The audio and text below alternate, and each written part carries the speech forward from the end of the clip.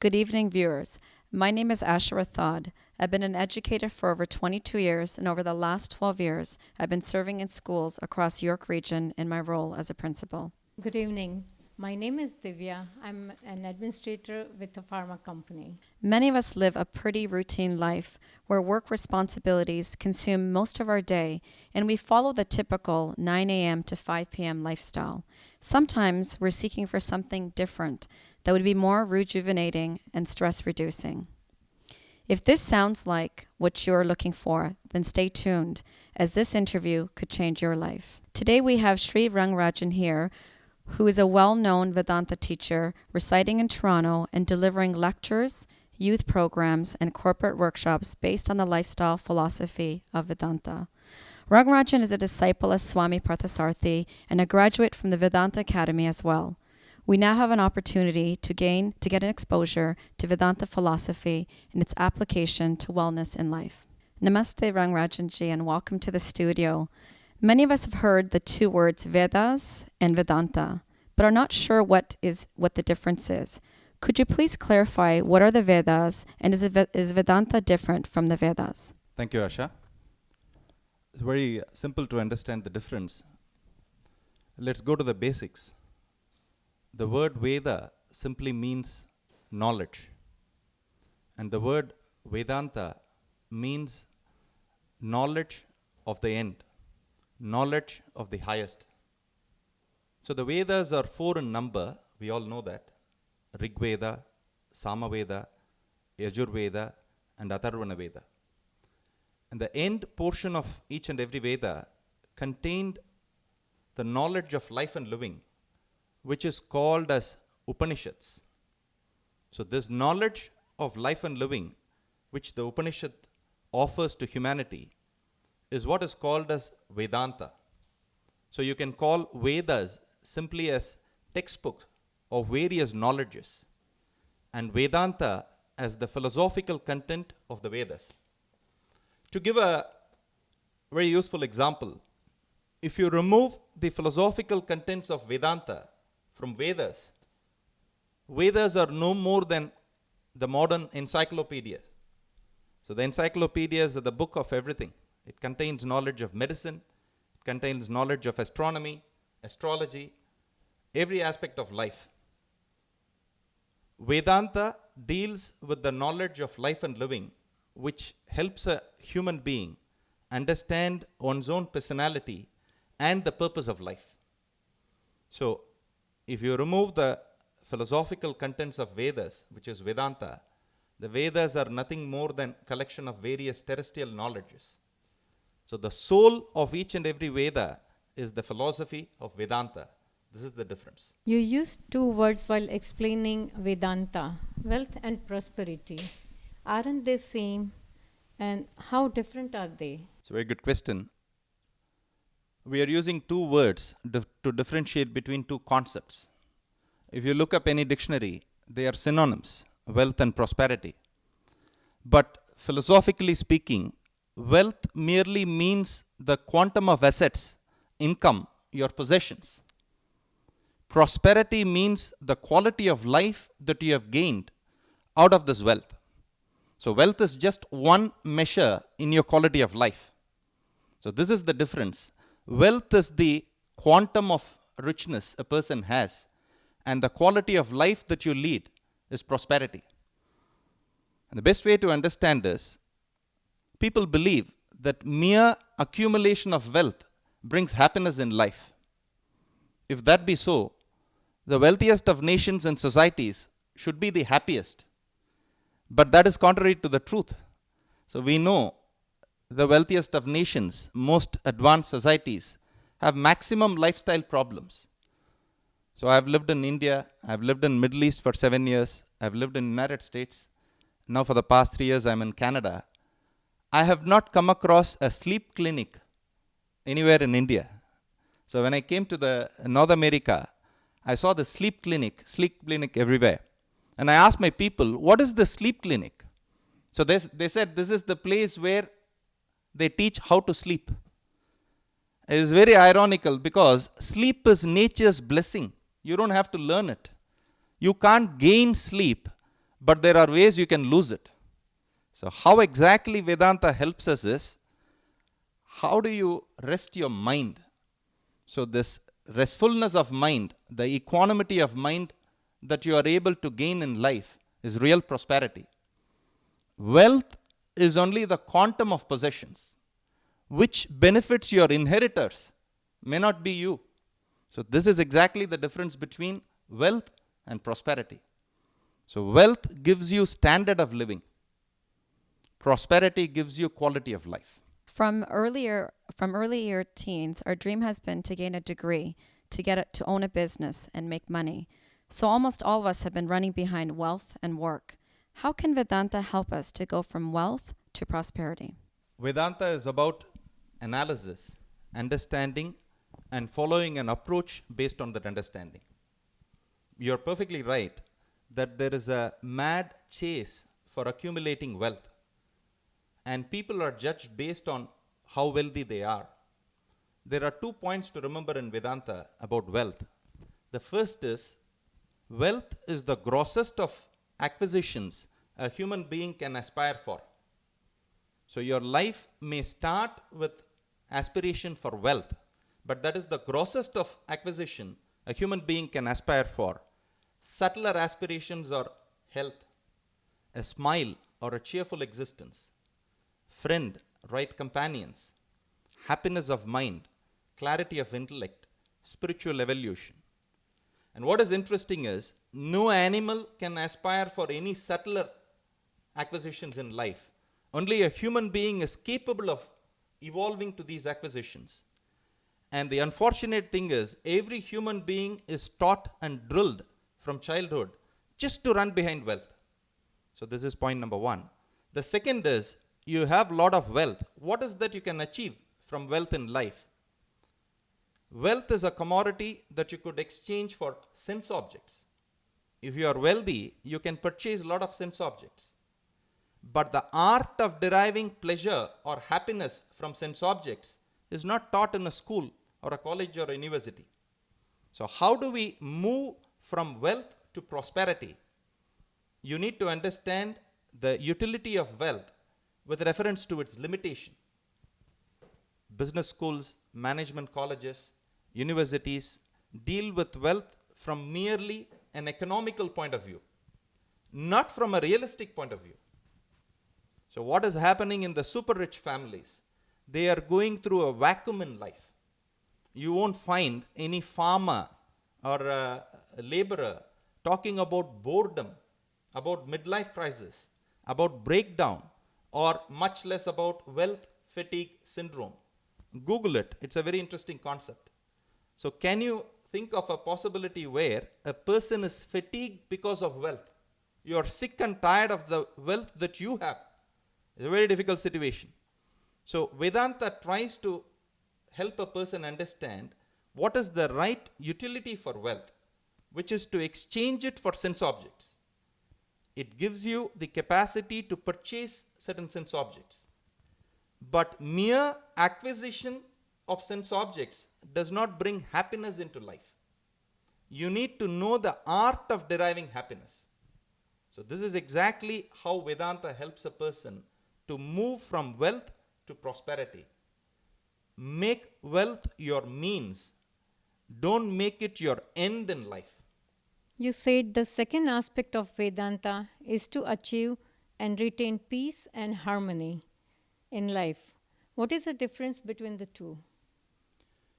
Again, very similar to certain other contexts like wealth and prosperity, we are using 2 other words, peace and harmony. So in this context, we can say peace is internal.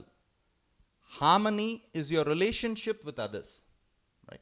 You can be in harmony with others or in disharmony with others. So the nature of relationship with people decides your harmony. When it comes to peace, it is your internal equation with your own mind. We do many things to be peaceful in life. What exactly is peace? Peace or happiness means a state of mind that is free from agitation. There is nothing as peace apart from keeping your mind free from disturbance, free from agitation. And that is why we say, when you get up from the sleep, you say, I had a sound sleep. What is this sound sleep? No agitations, no desires, no worries, no anxieties. You had a peaceful sleep. So peace means a state of mind that is free from any disturbance.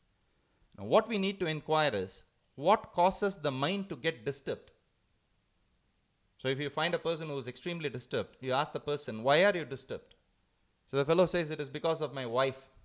And the lady says, it is because of my husband. The employee says, it is because of my boss. And the employer says, it is because of my employees.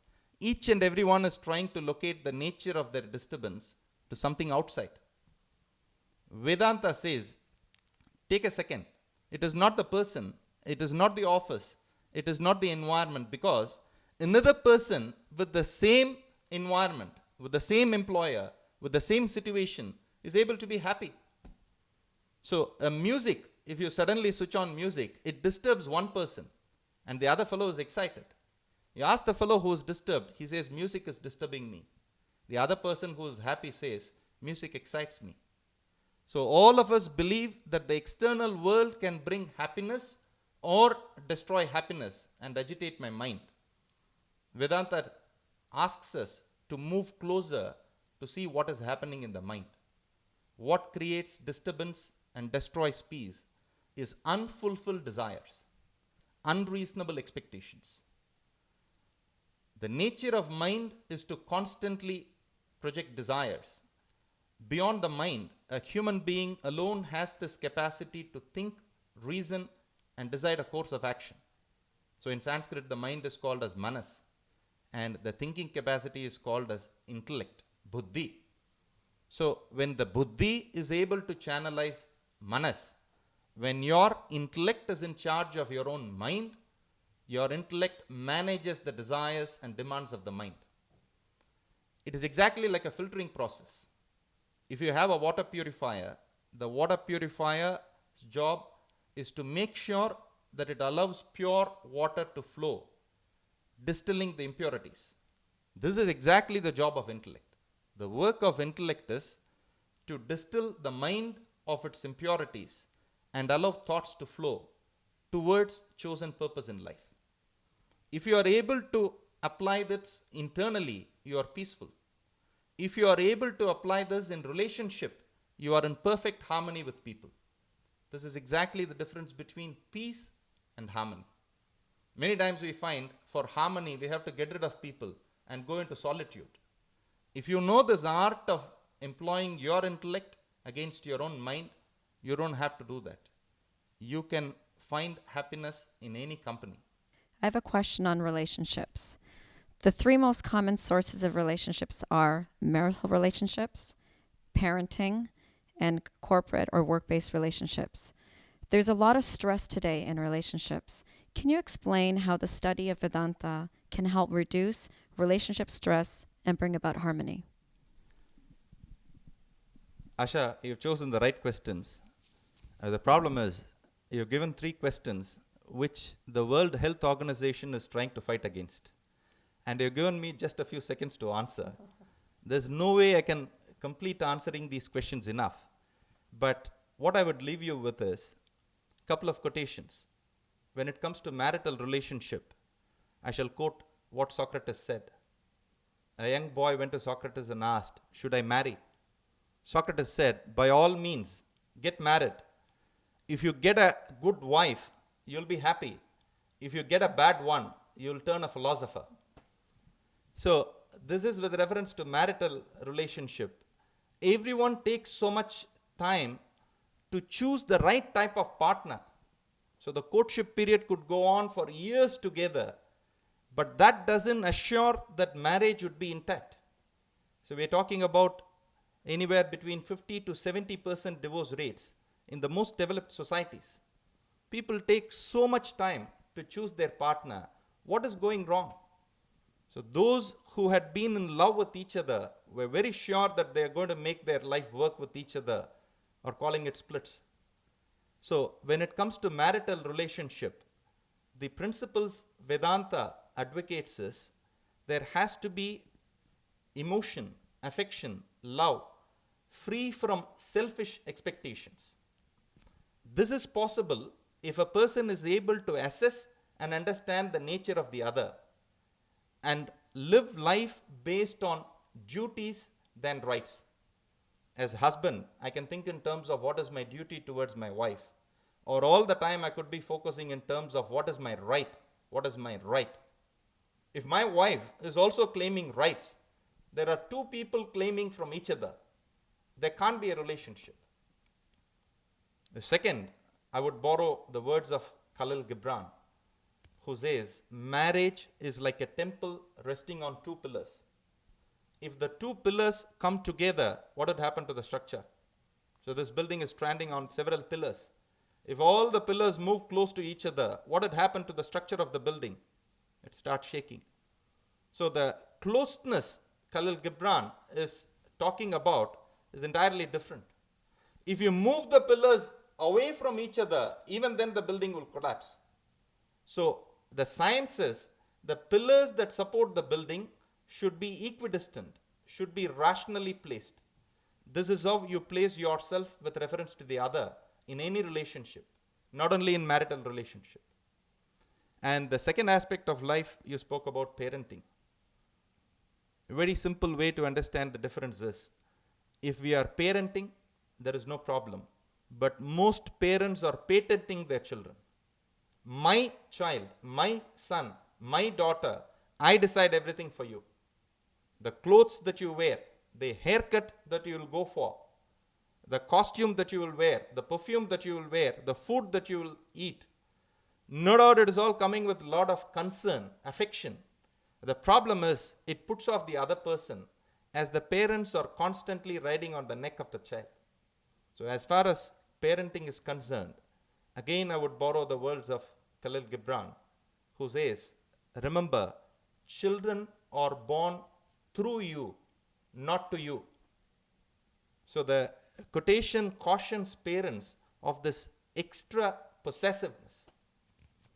Again, a simple example. You are an educator. I know you work with children. What is your equation with children at school? What is your equation when it comes to your own children?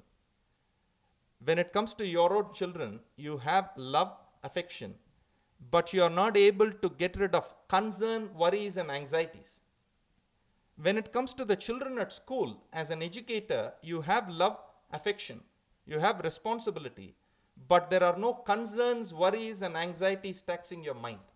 This is exactly the difference. If you can inculcate this attitude of having affection, love, and responsibility, free from possessiveness, that is the art of parenting. When it comes to corporate relationships, it is exactly a transit lounge approach. You go to work to make a living. All of you have a common goal to aspire for. None of you are interested in generating wealth for your employer. At the end of the day, there is a common goal all of us have. So when you are in a transit lounge in an airport, assuming you are going from Toronto to Delhi, you stay in the Frankfurt airport for a couple of hours, you meet people there. The common goal is all of you have to spend a couple of hours to take the next flight. So you don't get into any excessive friendship nor pick up any enmity there. You just go about meeting with people to achieve whatever is the purpose for those couple of hours. If we take this transit lounge approach with any relationship, neither do you get too close to suffocate the other person, nor you are withdrawn to an extent where you can't fulfill your obligations. So this formula would work well when it comes to corporate organizations. You said the third goal of life is evolution. What is evolution? I hear people say, I'm not religious, but I'm spiritual. I always wondered, what is the difference between religion and spirituality? Can you explain the difference and also clarify on whether Vedanta is a religion or a form of spirituality? Very nice. Is Vedanta a religion or a form of spirituality? To define what Vedanta is, it is neither. It is neither religion nor a form of spirituality. Vedanta is just knowledge of life and living. Vedanta helps a person understand one's own inner constitution, which is mind and intellect. The mind is full of desires. the intellect is capable of channelizing the desires towards a meaningful and purposeful direction. The word religion is derived from two Latin terms, re and ligare. Re means again, and ligare means unite. So the word religion literally means unite again, join back. When you are told to unite again, join back, the implication is you are standing apart from something. So the question is, what are you standing apart from? What are you standing away from? So we find that we are identifying all the time with our physical body, with our mind, with our intellect. So we know our physical being, we know our emotional being, we know our intellectual being, but we do not know our real being. The first person pronoun I that we use all the time. This is the particular focus in religion. So religion talks about your essential being, which is beyond your own physical body, mind, and intellect. So the subject matter in all religions is exactly the same, which is your real self. When it comes to spirituality, it is exactly the same. The real self, or your core of your being, is called as the spirit, the life spark. So when your attention in life turns away from your body, from your mind, from your intellect, and you start inquiring about your real self, your spiritual core, you are a spiritual person. When a person says, I am not religious, I am spiritual, perhaps what they mean is, I am not ritualistic. I am not a believer in other people's thoughts. This is probably what they mean. And they pursue certain higher values of life that they may call as spiritual. So what exactly is Vedanta and how does it help? Vedanta is knowledge of life and living. It helps us to understand what this life spark, the real self is. So in essence, Vedanta helps you to follow your own religion consciously, free from any herd instinct. Everyone does puja, ritual, various observances of life without any individual understanding. Now in a week's time we'll be celebrating Navratri. What is the significance of Navratri? We have never inquired. So Vedanta helps a person to understand the practices in religion by which it becomes methodic and systematic. If you are able to do it, you are progressing towards the spiritual goal of self-discovery. So, Rangarajanji, I know that you're a professional and a chartered accountant, master's in management. Can you tell us about how you met your guru and how your pursuit in Vedanta started, as well as will we get an opportunity to meet your guru in Toronto at some point? Every disciple has his or her own story of how they found their guru. So instead of going into the details, which is very person specific, it is not of much use to others. What is essentially important is, when your personality is searching for something beyond mundane aspects of life, which probably happened to me, a guru is able to pick it up like a sensor. So when I met my guru, I was 21, and as you said, I was practicing in a firm. And I always wondered, is this what I'm going to do rest of my life? Wake up in the morning, wear a suit, pick up a bag, and go through the books of others. So I had not even completed a year's of work. This question started ringing in my mind, and I did not have answers. Until I met my guru, he said, you have a spark. You have a spiritual spark. At 68, I don't need a disciple, but you better find a master. So I had series of questions. He answered all the questions.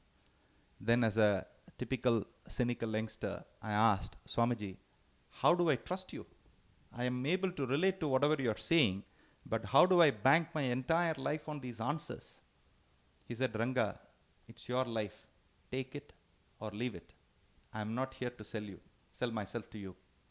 So this made a sound impact, a deep impact in me. And I started pursuing the philosophy of Vedanta. He asked me to read the book. So I got the book, started reading. Within a couple of pages, I understood that I need to invest my life to pursue this knowledge. I joined the academy.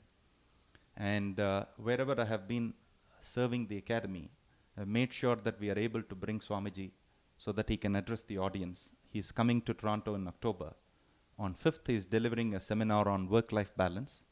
And his daughter disciple, Sunandaji, who is also a very vibrant orator, she is coming to Toronto as well. 6th, 7th, 8th, and 9th, 4 evenings, 6:45 p.m. to 8 p.m. She's lecturing on the Bhagavad Gita at the Maya Printers Theatre, which is in Dixie and Burnhamthorpe. And at the end of the show, they may flash information about these programs. You're all welcome to register for Swamiji's seminar, and Sunandaji's talk is open to all. You will be able to understand how these scriptural and cultural literatures are talking about life and education for intellect. At this time, I want to thank Rangaji for such an insightful and thought-provoking exposure on Vedanta and how it can empower us and govern our mind and manage our life. For our viewers who are interested in pursuing this further and learning more about it, we encourage you to go on the website www.governlife.org. Thank you for being with us this evening, and thank you for watching.